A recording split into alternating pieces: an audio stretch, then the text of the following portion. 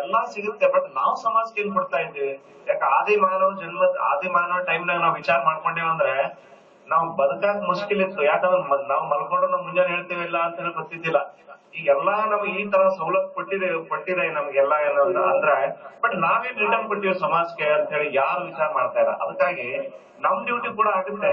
ಏನು ಅಂದ್ರೆ ನಾವು ಸಮಾಜಕ್ಕೆ ಏನ್ ರಿಟರ್ನ್ ಕೊಡ್ತಾ ಇದ್ದೀವಿ, ನಮ್ ಜನರಿಗೆ ಏನ್ ರಿಟರ್ನ್ಸ್ ಕೊಡ್ತಾ ಇದ್ದೀವಿ, ನಮ್ ರಾಜ್ಯಕ್ಕೆ ಏನ್ ಕೊಡ್ತಾ ಇದ್ದೀವಿ, ನಮ್ ರಾಷ್ಟ್ರಕ್ಕೆ ಏನ್ ಕೊಡ್ತಾ ಇದ್ದೀವಿ ಅಂತ ಇವತ್ತು ನಾವು ವಿಚಾರ ಮಾಡೋದು ಬಹಳ ಮುಖ್ಯ ಅಂತ ನನಗೆ ಅನಿಸುತ್ತೆ.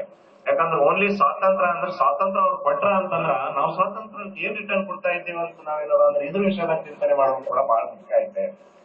ಅದ್ರ ಸಲುವಾಗಿ ಮತ್ತೊಂದು ಸಲ ನನ್ನನ್ನು ಕರೆಸಿ ಈ ಸನ್ಮಾನಿಸಕ್ಕಾಗಿ ತಮ್ಮೆಲ್ಲರಿಗೆ ನಾವೇನಾದ ನನ್ನ ಮನಸ್ಸಿನಿಂದ ಅದೇ ರೀತಿಯಿಂದ ಈ ಸಂಸ್ಥೆಯಲ್ಲಿ ಸೇವೆ ಮಾಡ್ತಕ್ಕಂಥ ಪ್ರೆಸಿಡೆಂಟ್, ವೈಸ್ ಪ್ರೆಸಿಡೆಂಟ್, ಸೆಕ್ರೆಟರಿ ಮತ್ತು ಮ್ಯಾನೇಜ್ಮೆಂಟ್ ಕಮಿಟಿ ಅವರಿಗೆ ನನ್ನ ಪರವಾಗಿ ಮತ್ತು ನಮ್ಮ ಸೆಂಟ್ ಪಾಲ್ ಮೆಥಡಿಸ್ಟ್ ಸಭೆ ಪರವಾಗಿ ನಾನು ವಂದನೆಗಳನ್ನು ಸಲ್ಲಿಸ್ತೇನೆ.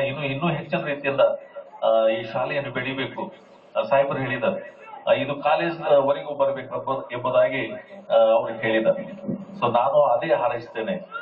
ನಾನು ಪ್ರತಿದಿನ ನನ್ನ ಅನುದಿನದ ಪ್ರಾರ್ಥನೆಯಲ್ಲಿ ನಾನು ಈ ಶಾಲೆಯನ್ನು ನೆನಪು ಮಾಡಿಕೊಳ್ತೇನೆ, ಈ ಮಕ್ಕಳನ್ನು ನೆನಪು ಮಾಡಿಕೊಳ್ತೇನೆ. ನನಗನ್ನಿಸ್ತದೆ ಈ ಮಕ್ಕಳಲ್ಲಿ ಇರುವಂತಹ ಡಿಸಿಪ್ಲಿನ್ ನನಗೆ ನೋಡಿ ನನ್ನ ಮಿಸಸ್ ನಾನು ಹೇಳ್ತಾ ಇದ್ದೆ, ಎಷ್ಟು ಒಳ್ಳೆ ಡಿಸಿಪ್ಲಿನ್ ಕಲಿಸ್ತಾ ಇದ್ದಾರೆ ಮಕ್ಕಳು, ಎಷ್ಟು ಚೆನ್ನಾಗಿ ರಾಗ ಹಾಡ್ತಾ ಇದ್ದಾರೆ, ಹೇಗೆ ಕೈ ಚಾಚಂದ್ರೆ ಹೇಗೆ ಅವ್ರು ಚಾಡ್ತಾ ಇದ್ದಾರೆ. ಇದನ್ನ ನೋಡಿ ನಾನು ಅಪ್ರಿಶಿಯೇಟ್ ಮಾಡ್ತೀನಿ ಸರ್.